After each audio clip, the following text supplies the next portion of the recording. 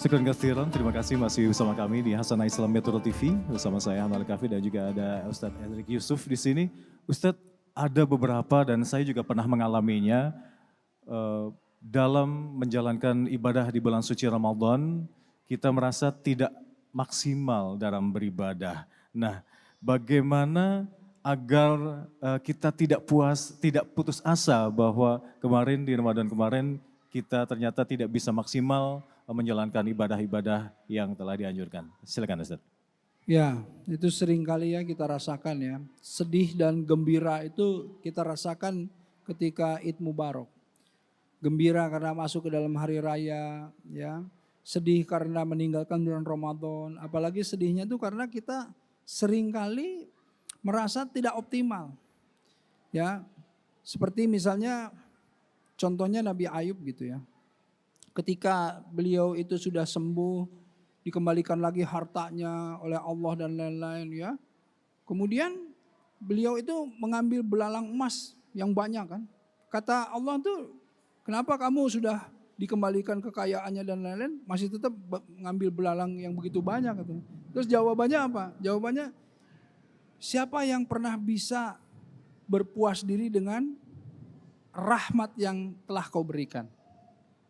Jadi di bulan Ramadan padahal kita insya Allah ya amin. Kita sudah misalnya mendapatkan malam Lailatul Qadar misalnya. Khairul min alfi sahar, lebih baik dari 1000 bulan, bayangkan. Sholat kita akan dianggap 83 tahun lebih ya.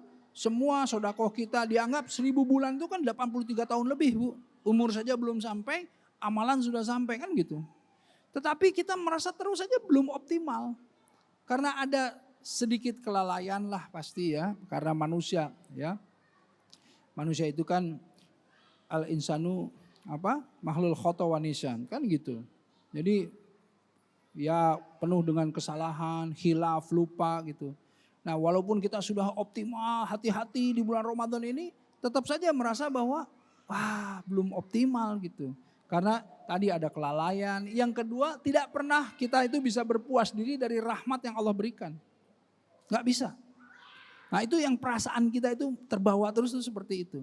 Nah tetapi ini juga sebuah teguran agar supaya kita itu mengoptimalkan Ramadan itu dengan sungguh-sungguh. Fa'idha farokta fangsob.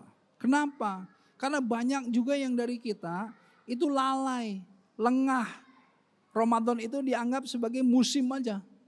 Ya ini bulan apa? Bulan Ramadan. Ya musimnya es buah, musimnya. Iya begitu kan. Musimnya bukber gitu ya. Ada buka bersama. Ini ibu-ibu ini buka bersama udah lebih jadwalnya dari Ustadz. Ustadz udah padat semua nih. Reuni SD, reuni SMP. Nah ini harus hati-hati. Jangan sampai melalaikan kita. Yang seharusnya di bulan Ramadan ini kita ambil semua hidangan yang Allah berikan kepada kita. Jamuan Allah itu berupa apa? Berupa ibadah-ibadah yang insya Allah pahala-pahala berlimpah gitu loh. Itu. Lebih dari itu semua apa? Bulan Ramadan itu bulan di mana kita meningkatkan kecintaan kita kepada Allah itu. Nah, itu yang paling sulit itu.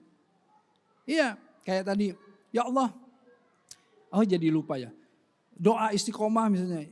Ya Allah, ya muqallibul qulub, tsabit qulubana ala dinik ya Allah, kan gitu.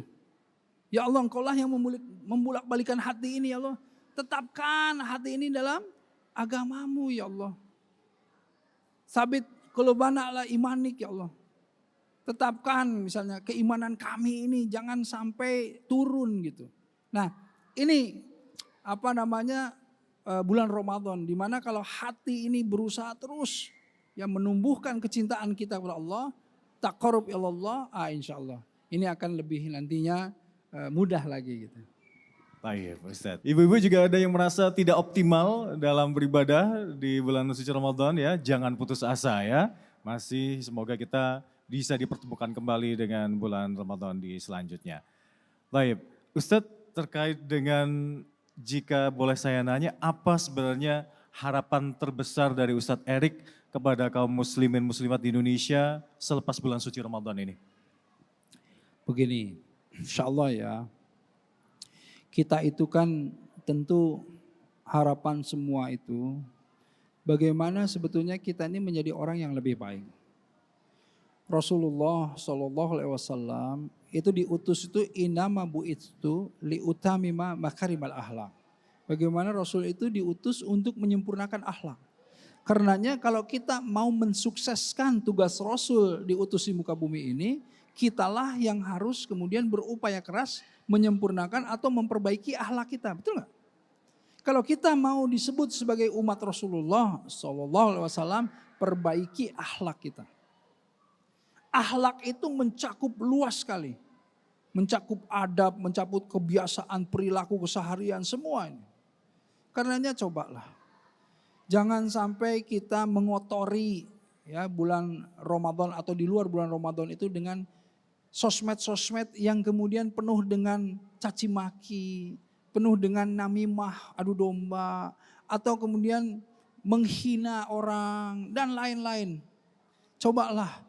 Kita orang yang beradab, kita orang yang berakhlak baik, kita orang-orang yang mencontoh Rasulullah SAW. Ayo perbaiki.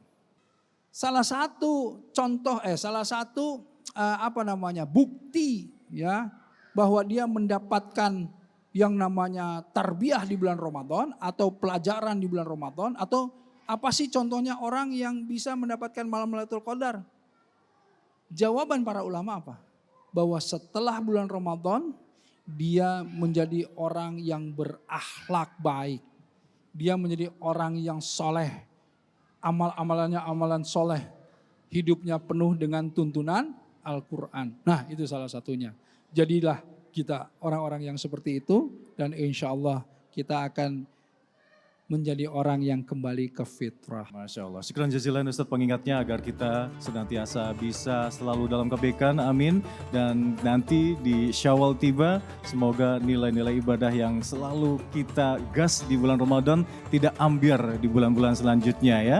Semoga kita selalu dalam istiqomah, dalam kebaikan. Allahumma wallahu muwaffiq ila aqwamit thoriq. Wassalamualaikum warahmatullahi wabarakatuh.